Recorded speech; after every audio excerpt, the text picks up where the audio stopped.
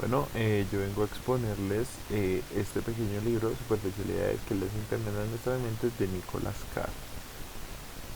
Ok, pues para empezar, la interpretación de mis citas ya están agrupadas en estas otras tres diapositivas que vemos al lado izquierdo. Ya están agrupadas en diferentes conjuntos por selección. Ok, entonces empecemos con esto, que son las citas sobre el lenguaje y la implementación de tecnologías de escritura. Entonces empieza con esto. Para nosotros es difícil imaginar, pero en la escritura antigua no habían espacios que separaban las palabras. En los libros escritos, las palabras se seguían sin interrupciones, cada fila en cada página.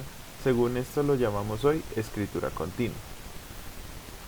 La segunda cita sería difícil sobrevalorar el impacto de estos cambios. La emergente estándar ordinaria entre la palabra, soltando una auténtica revolución en la estructura del lenguaje. ¿Qué pasa con esto? ¿Por qué lo seleccioné en esto? Estamos hablando del lenguaje y de cómo la escritura se desarrolló a medida del tiempo, como lo menciona en varias partes del libro. Entonces es necesario también hacer un énfasis en que cómo sería la escritura actual si no existieran espacios que separaran las palabras y cómo estaríamos leyendo y pensando al día de hoy. Entonces creo que en este es necesario hacer un hincapié frente a cómo estábamos escuchando y cómo fue evolucionando nuestro oído, nuestra manera de codificar las palabras a la hora de leer, ya que pues antes no se encontraban espacios entre una y otra palabra. La segunda de ellas es esta, sobre el cerebro y la escritura.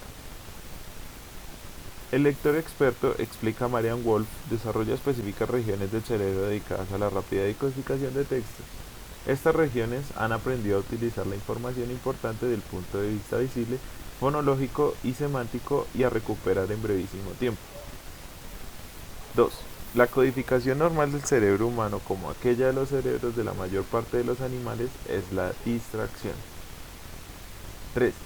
Trabajan sobre la base de estímulos sensoriales primarios, moviendo la atención en rápido e involuntario hacia elementos visibles que destacan y parecen de potencial importancia.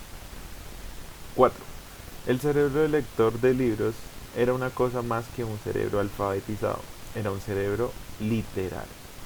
Entonces, ¿qué se puede decir sobre esta parte? Que el lector experto es eh,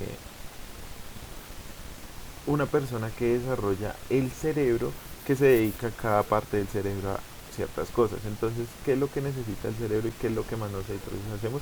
Decodificar los textos a imágenes acústicas y hacer todo el proceso de la teoría del estructuralismo de Ferdinand de Saussure. Entonces, es lo que empieza a hacer también el cerebro, el almacenamiento de la información importante y la que desecha de manera básicamente omitida, haciendo un uso fonológico, semántico de todo el contexto que le generan las palabras. Sobre la segunda, habla sobre la distracción. Cualquier ser vivo tiene un gran problema y es la distracción. A la hora de leer, los seres humanos, al estar haciendo un libro, bajo estímulos sensoriales primarios que serían el tacto, la vista, el oído, el gusto, perdemos la noción de la concentración de la lectura. Es decir, básicamente siempre es por la vista.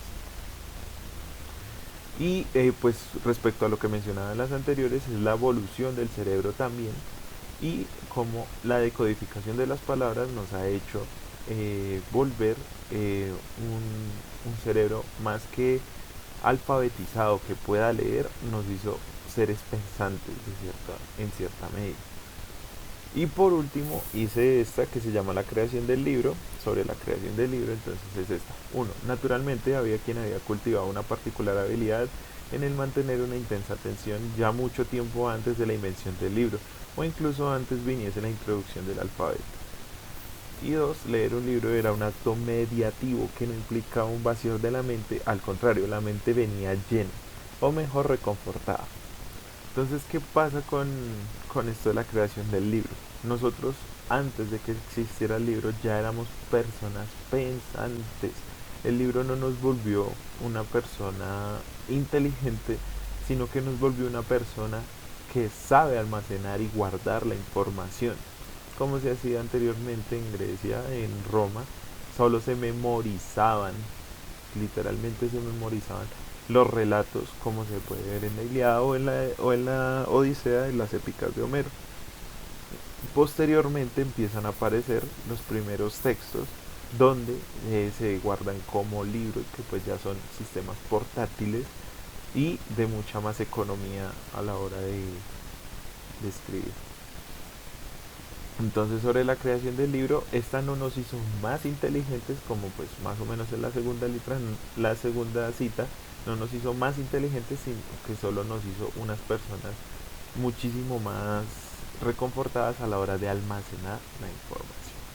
Y pues eso es todo lo que puedo decir respecto a la interpretación y a las citas que decidí tomar del capítulo cuarto de superficialidades que nos el internet, que le hace el internet a nuestras mentes. Gracias.